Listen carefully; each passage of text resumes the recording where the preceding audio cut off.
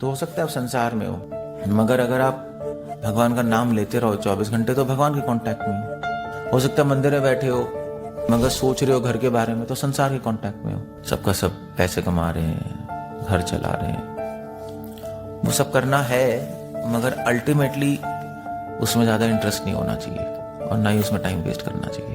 Ultimately उसका कोई फ़ायदा नहीं है कि करोड़ों जन्म हमारी करोड़ों फैमिलियाँ हो गई और फिर से आप यहाँ पर बैठे हो। नमो भगवते वासुदेवाय,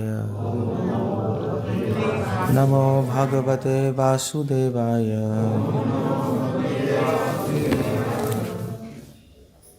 second canto second chapter 16th verse.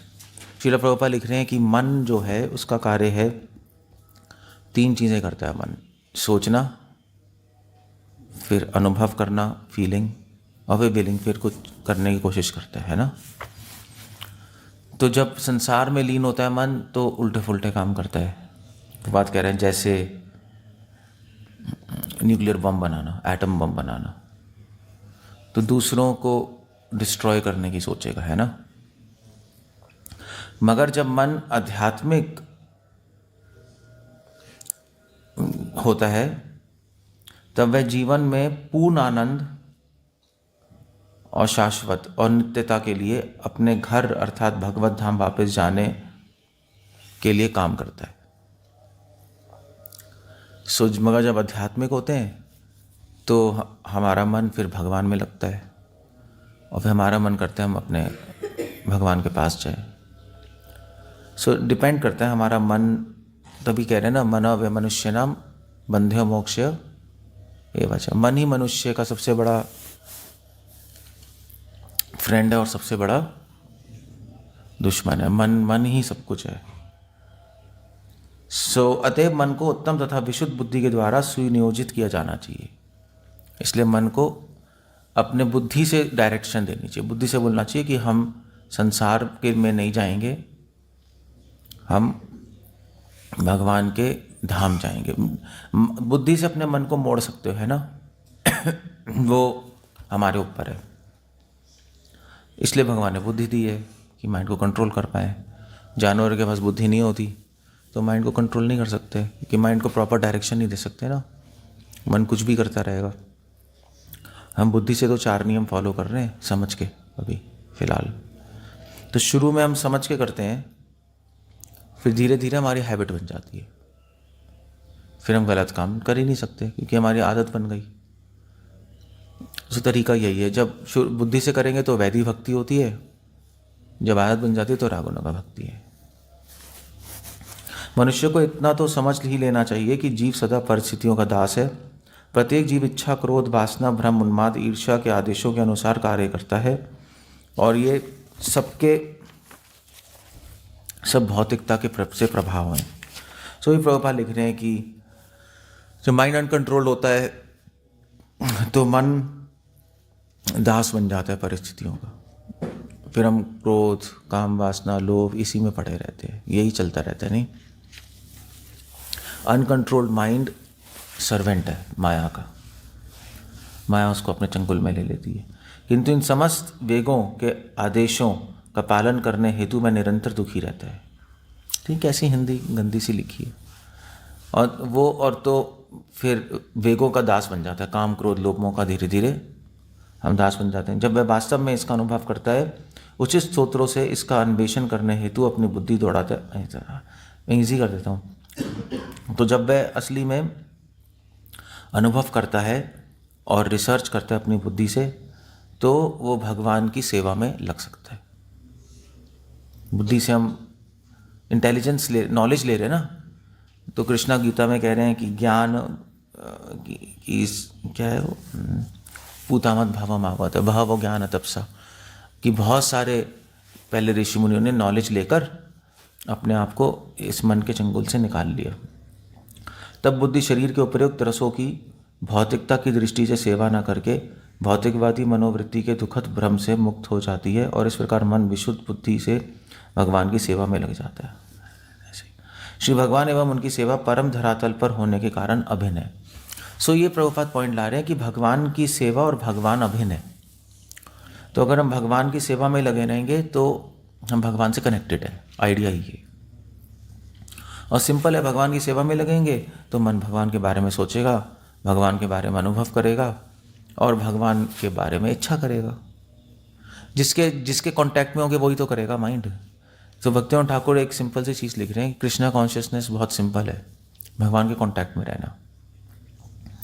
तो नाम लेके कांटेक्ट में रहना वो तो बेस्ट है, कहीं भी नाम ले सकते हो, मंदिर में रह रहे हो कांटेक्ट में हो, भक्तों के साथ हो कांटेक्ट में हो, प्रसाद ले रहे हो कांटेक्ट में हो, जिसके ध्याय तो विश्वाम पुंसा, जिस भी चीज़ के आप साथ रहोगे उसी का चिंतन चलेगा बस। तो हो सकता है आप संसार में हो, मगर अगर आप भगवान का नाम लेते रहो 24 घंटे तो भगवान के कांटेक्ट में हो, तो भगवान का चिंतन चलेगा। हो सकता है मंदिर में बैठे हो मगर सोच रहे हो घर के बारे में, तो संसार के कांटेक्ट में हो, संसार का चिंतन चलेगा। As simple as that. अतएव अविश्रित, अतएव बुद्धि मन भगवान में लगानी चाहिए और इस तरह जीव मात्र दृष्टा नहीं रह जाता, अपितु भगवान के द्वारा दिव्य रूप से देखा भी जाता है। हिंदी तो बहुत गंदी की हुई है ट्रांसलेशन। जब जीव भगवान द्वारा प्रत्यक्ष देख लिया जाता है तो वह अपनी इच्छा अनुसार जीव को आदेशित करते हैं। जब जीव उनके आदेश का पूर्णतः पालन करता है तब जीव अपनी भ्रामिक तुष्टि के लिए अन्य कार्य करना बंद कर देता है। बस ये आइडिया है। सो धीरे धीरे जब भगवान की सेवा करते हैं तो भगवान हमें देखते हैं, भगवान की अटेंशन हम पे आती है ना। और जब भगवान की अटेंशन हम पे आती है तो भगवान हमें इंस्ट्रक्ट करने लगते हैं, गाइड करने लगते हैं।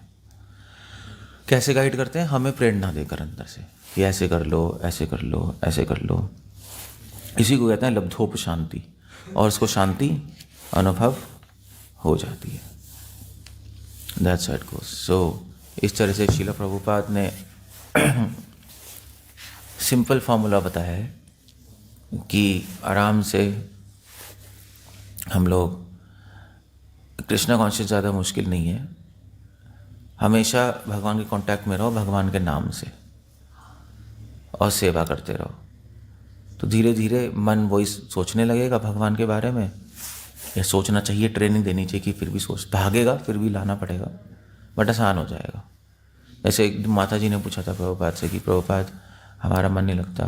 प्रभुपाद ने कहा तुम क्या करती हो? तो उन्होंने कहा मैं पेंटर हूँ। तो उन्होंने कहा भगवान के लिए पेंटिंग करो, भगवान के चित्र बनाओ, तो उससे भगवान में मन लग जाएगा। और फिर जब लगा रहेगा भगवान में मन तो भगवान का चिंतन करेगा बाद में। फिर भगवान का चिंतन करेगा तो भगवान से अटैचमेंट हो जाएगी, भगवान से अटैचमेंट होगी तो भगवान की भी अटैचमेंट होगी हमसे, और वे भगवान हमारे बारे में सोचेंगे, हमें गाइड करेंगे कि कैसे इसको मैं माया से निकालूं। और फिर जब हम माया से निकल जाएंगे भगवान की गाइडेंस एक्सेप्ट करते करते, तो शांति मिल जाएगी मन को। बस ये लाइफ है और कुछ नहीं है। बाकी हम जो भी कर रहे हैं सब जुगाड़ है, सबका सब पैसे कमा रहे हैं, घर चला रहे हैं, वो सब करना है, मगर अल्टीमेटली उसमें ज़्यादा इंटरेस्ट नहीं होना चाहिए और ना ही उसमें टाइम वेस्ट करना चाहिए, क्योंकि अल्टीमेटली उसका कोई फ़ायदा नहीं है। कि करोड़ों जन्म, हमारी करोड़ों फैमिलियाँ हो गई, करोड़ों पैसे कमा लिए, मगर फिर भी क्या हुआ? कुछ नहीं हुआ, सब छूट गया और फिर से अब यहाँ पर बैठे हो। तो एक जीवन में हमें संसार की चीज़ें कमाना बंद करके आध्यात्मिक धन कमाना चाहिए। वो बचपन में आता था ना सॉन्ग, क्या था, मैं बरसाऊं हीरे मोती, कैसे था वो? राम नाम के हीरे मोती, कैसे था? राम नाम के हीरे मोती मैं, हाँ मैं बरसाऊं। और फिर हाँ ले लो राम का प्यारा, वो बचपन में सुनते थे। तो बस ये नाम की पूंजी जिसके पास हो गई ज़्यादा, वो निकल जाएगा, वो करना है। सो कॉम्प्लिकेटेड नहीं है, इजी है। आपको बचना है संसार से, संसार के स्मरण से, और भगवान का स्मरण करना है। स्मरण करने की बेस्ट टेक्निक है उनका नाम लेना और उनकी सेवा करना। और इसको करने के लिए अपनी बुद्धि इस्तेमाल करनी है, और बुद्धि इस्तेमाल करने के लिए आपको क्या करना है? बुद्धि इस्तेमाल करने के लिए आपको शास्त्रों का ज्ञान लेना है क्योंकि शास्त्रों का ज्ञान लोगे तो आपकी बुद्धि शार्प होगी, आप सही डिसीजन ले पाओगे। बस इतना करना और कुछ नहीं। ऐसा बस। हरे कृष्ण। श्रील प्रभुपाद की जय।